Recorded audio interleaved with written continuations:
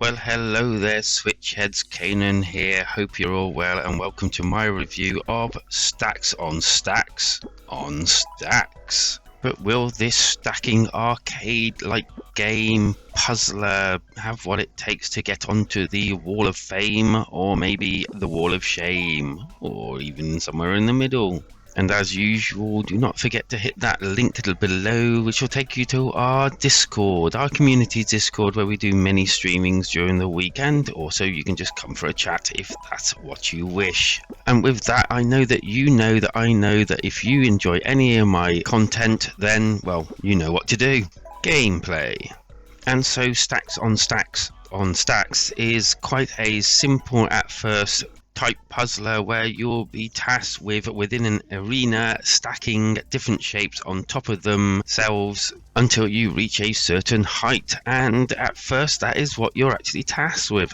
Okay, so first of all, a little bit of housekeeping. There is 2-player multiplayer split screen on here where you're tasked with fighting against your opponent to finish the levels the fastest. You also get like this little bouncy thing in the corner, and if you can fill that up before your opponent as well, then it kind of like throws them into like a disadvantage in one way or another and makes the actual game more difficult for them to play, therefore getting you into a bit more of a lead. There's also a stage rush and also an endless mode. The endless is obvious. The stage rush is you get one life and basically you have to each level get higher and higher as you go along. And these all are pretty decent modes, and I had fun with the multiplayer with my wife. It was pretty decent once we got into it and she got used to it more.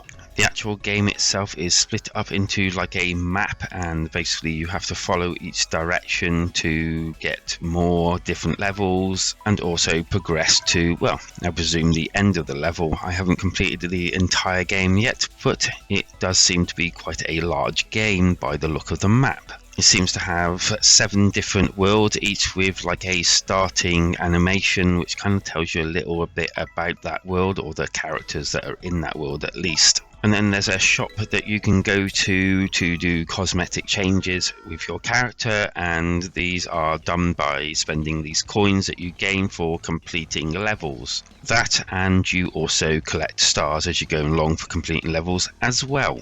At its basic core, the game is literally putting down different shaped blocks and the like and building yourself up to where you need to get to, but there are other levels where you have smaller areas to actually do it in and the arena is not as big, and then areas where the actual platforms you can put down on are dotted around in like little squares. And my personal favorite out of them so far would be the ones where you can only stack certain highs, so you have a certain amount that you've got to put down but you can't go over a certain height. And this is particularly challenging because you have to place all these items in different shapes so that you don't go up. You have to try and stay as low as possible. And there are other levels as well, all kind of like just the same type of thing but done differently. It is actually quite well thought out, this game. And so generally speaking, in an actual game you will get your platform and you can only put blocks on these platforms, and if blocks come off the platform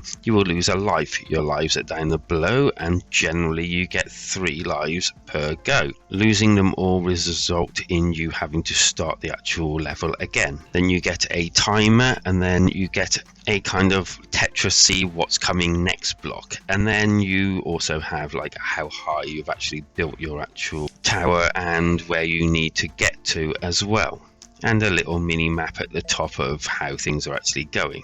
Now you can move your actual square or whatever it is around the actual board, and you kind of like have this shadow at the bottom, and I wouldn't say it's 100% accurate, as you can move your camera around and you can also move the actual block around. The problems that I found was more the actual controls. They were a little bit too fiddly. Moving everything around whilst looking at this shadow and where the actual thing was coming down just felt a bit, I don't know, off to me. You get a control to move the camera, you get a control to move the actual block, to move it around into different directions, so it's like not pointing in a certain direction, it's pointing in another direction. Then you can press A and the actual thing will come down really quickly. That's where the biggest feeling of Tetris came from for me. As you're actually playing, you get these little boxes, and then when you put them down, they give you kind of almost like a either power up or something that could hinder you depending on your perspective of them.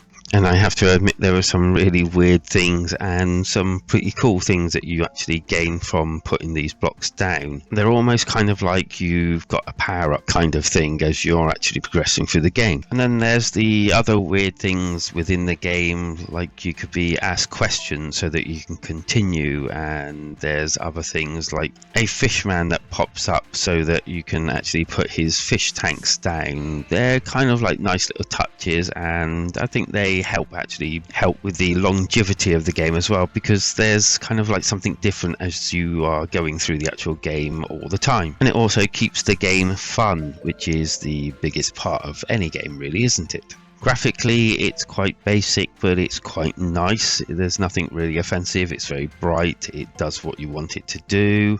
The little cutscenes between each actual chapter or place or land is quite fun. I like the fact that you can change the cosmetic of your actual main character. That's also quite fun and pretty cool. And the game probably wouldn't really gain anything from being graphically like really intense. Audibly, it probably won't win any rewards for its sound or anything, but it still, as the graphics do, does its job and does it quite well in a kind of like, this is what you need for this sort of game, and not really going anywhere out of its comfort zone. And it did have some nice touches here and there as well.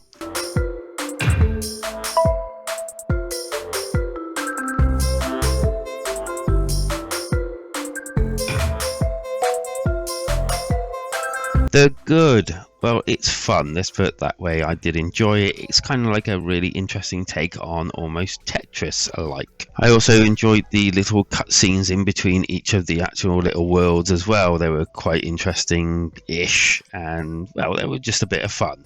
The bad.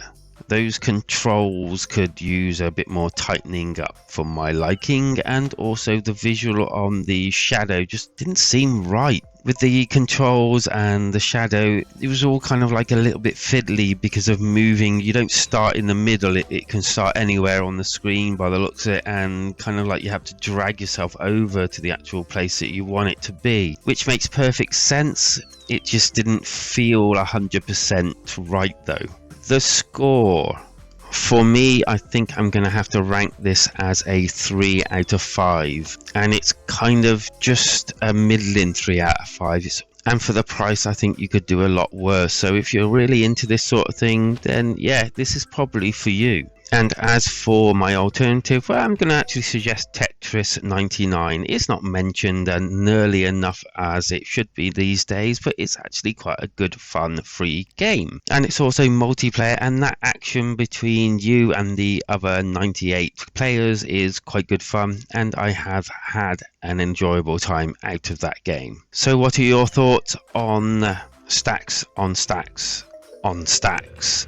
Are you going to be picking it up? Are you not going to be picking it up? Is it not quite your cuppa? Leave those comments down below. That's where they belong. Or you can come and join us in our Discord, our community Discord, where we regularly, each and every week, do our recordings and our streaming. And if you want to get involved, you're more than welcome. Also, if you just want to come for a chat, you are more than welcome. And with that, as usual, if you've enjoyed any of the content that I have created, then you know what you should be doing. Because life is better when we switch together.